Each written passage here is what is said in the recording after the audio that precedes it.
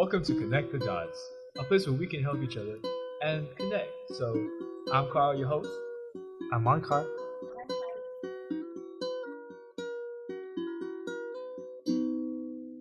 Today we're talking about blindness etiquette. And so I think my first point today, I think that is very important.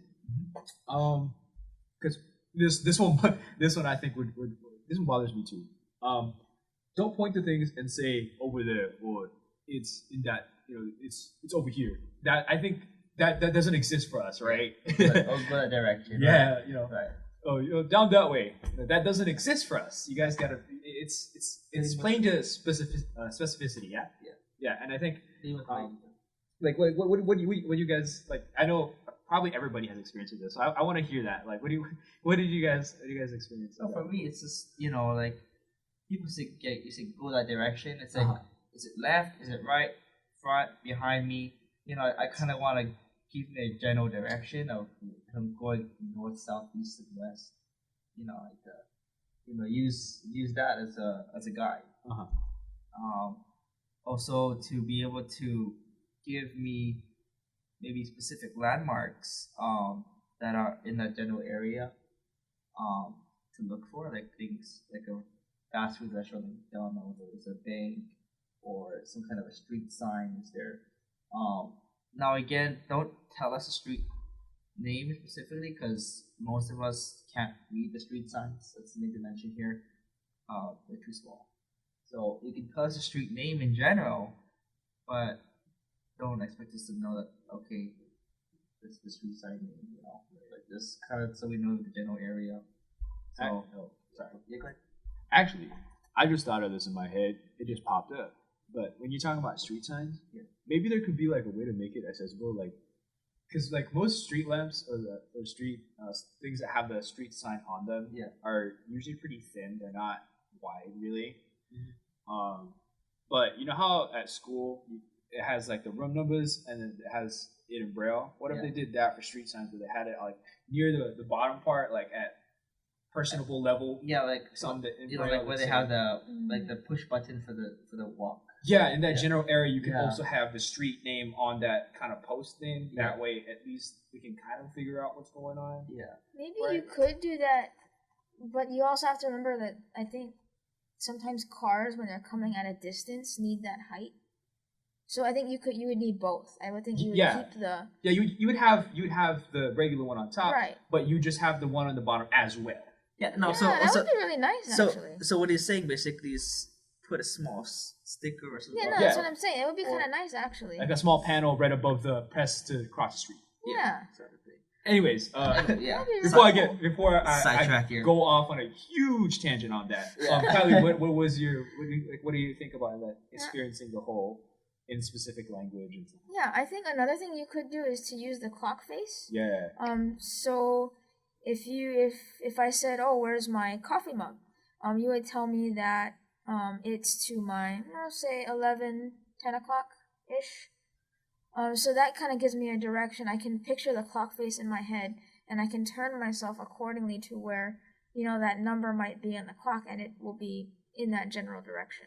Right. I think that's a really important thing to mention, especially if you're at a dinner table or a setting where you're having food with somebody else, so you don't spill or make a mess.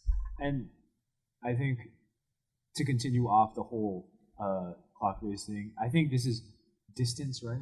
Yeah. I think I get that one wrong all the time because it's hard to judge distance, obviously. Yeah. But like, I guess like you say, go to your left, like how far, right? Because not every walkway is 30 feet wide or whatever. Right. So I guess trying to get better at that. I think that's one thing I have to do. But I think if you're good at giving directions and distances, I think distances is really good. It's a good skill to have. It is, but like you said, most people don't really understand the distance, how far things are. So. Not like a half step to your left instead of going all the way. Oh yeah. You know what I mean, right? Yeah. Or you could also incorporate that into clock face. Like go to your left, but like don't go all the way to like 3 o'clock. Yeah, don't go all the way to 3 o'clock. Maybe maybe only 1 or 2, just to slightly to your left, not all the way. Next, we're going to be talking about guiding in contact. So, Ankar, what are we going to talk about first? All right, so guiding in contact is more of trying to give the directions to people, right? So, like the physical way of giving directions, like, maybe saying, "Hey, do you want to have an arm, or an elbow, kind of just in the nature." It's definitely like about asking for sure. Because yeah, it's about asking. Yeah, exactly. You always want to be polite and whatnot, and it's that basic thing that you learn always. Is, if you want to respect the other person, so right. Ask, and if they say no, or they say exactly what they need, then there you go. Personal space. If they say no, please, for crying out loud, that means no. I can't tell you how many times I've gone to a doctor's appointment or a dentist appointment, and I said, no, I can follow you, and I still feel a hand on my arm or my back, and I'm squirming to get away because I told you no. I don't need that. I don't need that kind of help. Yeah, right. I mean, you get those things where people just want to grab your arm to cross the street because they say, "Hey, they don't even know how to ask for help, so they just grab your arm, unless you're gonna pull me away from a moving car that's coming in front of me and save me from I get hit by a car, then that's okay. But as long as there's no car in front of me that's gonna hit me, don't pull my arm to pull me back or pull me across the street. I mean, I can walk behind you. Or I'll take your arm if I say yes, I want to have your arm. And for sure, like if you are asking, because I totally forgot about this. Like, be suggestive. Don't make it like you're asserting yourself very hard. I mean, in general, that's not what people like. I guess so. Obviously it's whatever the person's preference is. If you ask and you suggest one thing, like how about your elbow? But if the person prefers the shoulder, they'll probably just tell you. So don't worry about it. And most times, like in more crowded, tight spaces, what we do is instead of taking the elbow, we just take the shoulder and kind of walk behind you. Right. That's kind of what I do most times. If it's a more tight area, or like a sidewalk is narrow. And I think playing to the whole just don't touch the other person, especially if they're not comfortable with it. Mm-hmm. You have other choices as well. You can use audio. Audio cues. Audio cues are very important. Like if I'm trying to get you to, if we're trying to get you to somewhere we're gonna eat, right? And then we're going to a table, and if the chair, obviously for some materials it doesn't work as well because they're really soft. If you tap in a chair, but you could also do the table as well. Because usually they're usually not soft material, or they're not clossed over with something that'll make it completely impossible to make sounds with. But you can tap on it or do some kind of audible thing that the person can hear to get towards wherever you're. Exactly, and that doesn't only work for the sighted and blind person, but that works for the blind and blind person too. So if you have two blind guys walking together, the audio cues are helpful for each other. But if you have a sighted person, then that will help for the single blind person as well. So that kind of goes both ways. What do you think, Kylie? Though I think that's exactly right. I mean, using audio cues can really help. For someone that can't really see. I'm not really sure about this one. I just wanted to pose the question. Mm-hmm. If there's, because some places have the sidewalks sometimes change, right. Or it'll be that kind of sidewalk where it has bumps in it, and then it'll be the sidewalk that's smooth. Maybe you could also give tactile suggestions if the terrain is different or something like that in certain areas, maybe. Right. Yeah. So that would kind of go with the audio cues. If someone's walking in front of you, say, "Hey, in 2 feet, it's gonna change from a smooth to a rough surface." So, just be aware of that. Or there is a slope or dip coming in front of you, so kind of be aware of that. That actually reminds me of this one place that I know where the sidewalk will stop abruptly and turn into the road, and you have to catch the sidewalk like a whole lane over. Oh, I know Like that. that kind of thing too. Isn't that a new one right in front of? No, it's on Liliha. Oh, I mean, yeah, Liliha, yeah, right. Foodland. Yeah, right next to Yeah. Foodland, yeah. On Liliha, yeah. Yep. I remember that. And that's a lot of places on my too, because there's a lot of places on my where there's just no sidewalk, so you just kind of have to deal with not having one, and that's something we'll get to in a future episode of this. I mean, it's definitely doable, but I would avoid it. Right. And I think finally, because we're obviously if the person is guiding you, that means that we're in a group or we're together. Yeah. There's more than one of everybody around us, so. Don't just stop randomly without telling us or warning us about it, because if we don't know, we don't know. I'll just plow through you. I'm almost 200 pounds. I don't know if you'll survive that if I fall on you. I'm just letting you know now. Right? Or don't stop on the side and just be quiet and let us pass, because that's kind of weird too. It's like that is a little weird. Because we can sense someone's there next to us, but we don't know what their actions are or what they're thinking of doing. They're just like, it's kind of weird. Well, I mean, for me, it's like, I'll see somebody like right when I'm past them, and then I'll realize that this person was waiting for me. Like I didn't mean to, inconvenience you by making you stop and where you getting to where you need to go. Just to let us know that you're there. Right. Yeah. Or just coming to your left, I'm coming to your right. Exactly. Just mention that when you're walking. And if you're riding a bicycle, for example, then please stop. Don't ride around us. If you're riding a bike or if you're on a scooter or some mobile vehicle with wheels. Then that was just like a month ago. I was standing on the corner, and this guy just took his bike right in front of me. I'm like, oh, okay. Yeah. So or don't cut us off, because then that kind of makes us nervous too, because then we can hit your back tire, for example, with the cane, and that's also dangerous. You may fall off the bike. I think in general, just treat us the way you would treat any other person. You wouldn't stop and wait on the side of the road just for anybody that's coming. Right. You wouldn't. And generally, I think people don't mean to cut people off. Right.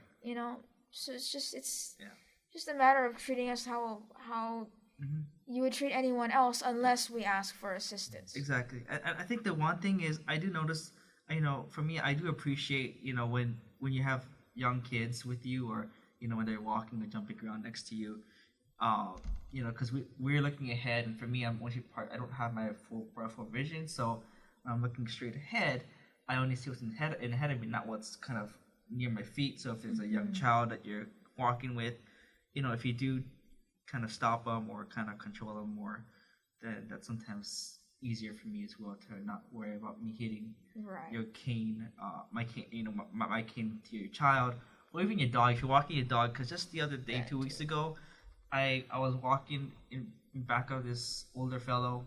He had this little tiny dog walking beside him, and I felt kind of bad after, because I got too close with my cane. I kind of hit the back legs of the dog, and the dog jumped. So I felt really bad after. I mean, it was not intentional, but that does happen. So again, I don't think the guy really knew I was behind him, but again, he wasn't paying attention that I was behind him. But I knew that he was in front of me, but I just couldn't see his dog because it's so small under my eye level. That's a very big one. That's being aware. We will go in depth in the future. Yeah, with that. Yeah. Don't even worry about it. That's another topic. Talk about that. That is a whole thing by itself. Yeah. All right. Next, we're gonna talk about social interaction, and I think this is a big one because we all want friends. We all want to be in a community and connect with other people. That's why we're here. And I think the first one would be, just talk to us. I mean, if you need something from me, just ask. I think that, anyways, most people would be like, yeah, sure, I get that to you, or yeah, I can do that for you. And I think if you have a question for us, or here's the answer, right? I don't think we would be at all afraid of answering a question. It's just a question. It can't really hurt us, right? Right.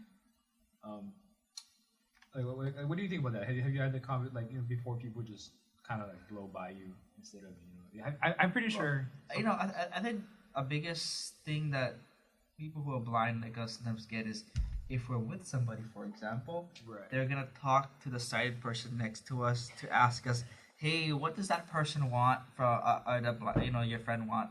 or something like that. It's like just talk to us. We want to answer our own questions. If you're at a restaurant, why is the waiter gonna ask the sighted person, "What does your blind friend want?" It's like talk to us. We can order our own food. We're able to do that for ourselves. So I think that's kind of one pet peeve of, I guess, many blind individuals is talk to us, please. We're here. We're not just brick walls. We're human too. We're human too. Right? And obviously, one big one is since we are, humans too, and we're regular people, you don't have to yell at us. I mean, if it's a different story if, the other person says, "Oh, what was that again?" or like they hear you, but you don't have to, go to like ridiculous levels. Yeah. Don't assume every blind person is also going to be deaf or partially, deaf. It's not. I know it could be a stereotype, but it's not really true. People who are blind, but they're not going to be always deaf. Right, and in fact, we do rely on our hearing, so sometimes I don't know, it depends on the person, I guess, how adept they are at it, but it might be a little more. They might be sensitive to higher volumes and stuff like that. I know for me, I don't listen to music at very high volumes. It gives me a headache. Yeah. Or for me, I guess I'm one of those people that can be very tone sensitive. So if you're trying to yell at me, I immediately get the impression that you're irritated or that I'm, kind of bothersome to you. So a lot of times yelling for me, it's a great way to shut me up, actually. That and it's you're making conflict almost, because usually that's what you expect. If somebody were to be mad at you, they wouldn't be down here and let's try to do this respectfully. They're mad, right? Okay. They're worked up, so obviously they will be in that higher volume, the higher tone, and so it'll be more it'll be less conducive. Sorry, it'll be less conducive to having an actual conversation with that person if that's what you want. Because you don't want to set barriers. That will be definitely a big one. If you start yelling at them, I don't think anybody would be okay with that. Right. And one other thing is, if you're gonna go and shake someone's hand, just don't put your hand out there. Kind of find the person's hand and kind of guide it. Because like, if you just stick your hand out to a blind person and say, here, to shake their hand, it's not gonna work. Because they don't know where your hand is in space. Actually, a lot of what I've seen people do, people that are familiar with the blind community, they'll say, "I have my hand out," and that kind of, so that person kind of brings their hand out, and you can kind of, you'll eventually meet somewhere in the middle. Right. I think that's a good, and then we can judge, with the distance, because if we're how close to each other, so that's not a big deal. Right. Always let us know, I'm putting my hand out to shake your hand. You can relatively judge distance with your Some can. Yeah. And another thing for greeting people, because you really shake hands with people when you either greet or say goodbye, is when you enter the room or like you meet the person for the first time that day or whatever, introduce yourself, enunciate who you are, because like if you walk into a room and I just hear the shuffling, I know somebody's in there, but I don't know who it is. I can't guess unless, like, I guess if it's me, you can tell it's me because I walk pretty heavy, but I'm a lot buzzed in general. But yes, for sure, introduce yourself when you first come in because we. And if you're gonna excuse yourself, please say I'm leaving the room. I'll be back in 5 minutes or whatever. Just say you're leaving the room, or if you're done, just say goodbye. And if the blind person is standing in the middle of the room, just have them sit down, guide them to a chair or somewhere to a corner where they're not vulnerable in the middle of the room where they can get hurt. Yes, that's definitely a big one, especially when I was in California. I was with a group. We were in a group, and somebody wanted, like, 3 of the people. There was like 5 of us. 3 of the people wanted to go to a store just by themselves. Me and the person I was with didn't want to go, and the both of us wanted to go to separate places.